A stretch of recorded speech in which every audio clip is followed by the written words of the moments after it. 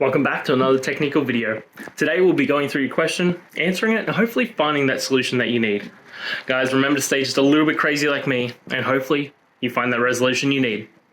Anyway, let's continue on.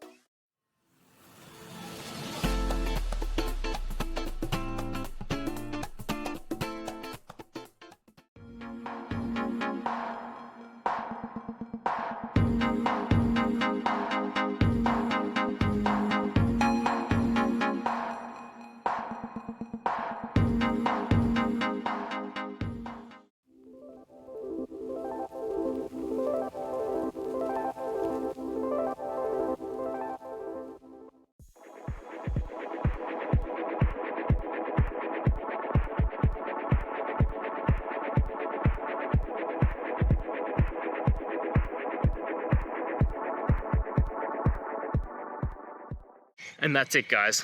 I hope that video helped find the resolution you're looking for. If it did, please, I'd appreciate it if you could hit subscribe. Until the next time you need more technical help, I hope you have a good one. Cheers.